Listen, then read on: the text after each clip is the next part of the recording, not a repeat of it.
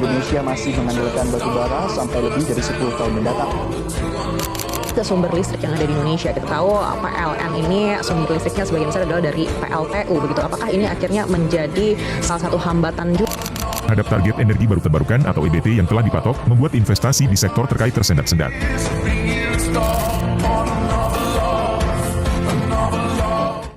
Menjelang 1 abad kemerdekaan, Indonesia menatap visi besar Indonesia Emas 2045. Salah satu pilar utamanya adalah kemandirian energi. Namun, hingga kini, lebih dari 80% listrik yang ada di Indonesia masih menggunakan energi fosil, seperti batu bara, minyak, dan juga gas bumi. Padahal, Indonesia punya kekuatan besar yang masih belum banyak tersentuh, yakni energi laut.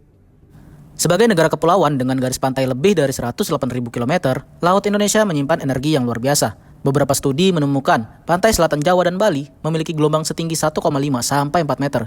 Ini cocok untuk teknologi oscillating water column. Dan beberapa studi juga mencatat arus di Selat Larantuka dan Selat Lombok melebihi 2,5 meter per second, ideal untuk turbin arus laut. Mengubah potensi menjadi kenyataan bukanlah hal yang mudah. Menurut penelitian Kurniawan tahun 2022, menunjukkan biaya investasi teknologi gelombang OEC di pantai barang mencapai jutaan dolar dengan harga listrik yang masih mahal. Tantangan lain adalah korosi, biofouling, dan dampak ekologis yang harus betul-betul diperhatikan. Karena itu strategi seperti kemitraan publik swasta, kolaborasi internasional, serta pilot proyek kecil menjadi kunci agar energi laut bisa benar-benar berkembang. Meski penuh tantangan, energi laut membuka peluang besar bagi Indonesia. Klimatwatt pada tahun 2023 menekankan bahwa energi laut dapat menciptakan lapangan kerja baru, memperkuat infrastruktur maritim, dan menarik investor global. Hal ini sejalan dengan konsep ekonomi biru yang ingin membangun sektor kelautan secara berkelanjutan. Dengan kebijakan yang tepat, energi laut bisa menjadi motor penggerak pertumbuhan ekonomi di wilayah Indonesia Timur. Lebih jauh lagi, dalam Islam, laut tidak hanya dipandang sebagai ruang ekologi dan ekonomi, tetapi juga sebagai tanda kebesaran Allah Subhanahu wa taala. Dalam Al-Qur'an, Quran surah An-Nahl ayat 14, Allah Subhanahu wa taala berfirman, A'udzubillahi minasyaitonirrajim. Bismillahirrahmanirrahim.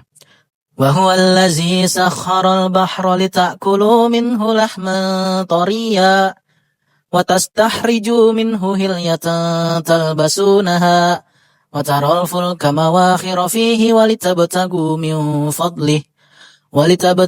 مِنْ فَضْلِهِ وَلَعَلَّكُمْ تَشْكُرُونَ.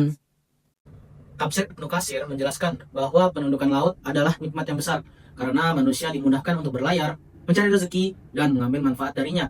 Sementara Syekh Az-Zuhaili dalam tafsir Al-Munir menekankan betapa luasnya fungsi laut, tidak hanya untuk makanan atau perhiasan, tetapi juga sarana perdagangan, alat pertahanan, bahkan pengembangan ilmu pengetahuan.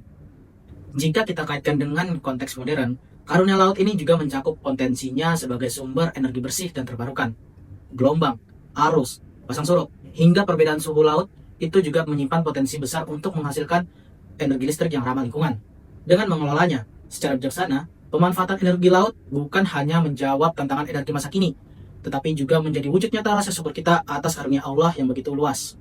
Energi laut adalah karunia yang besar bagi Indonesia. Jika dikelola dengan bijak, ia dapat menjadi pilar penting dalam transisi energi, mendukung ekonomi maritim, menjaga lingkungan, sekaligus mewujudkan cita-cita Indonesia Emas tahun 2045.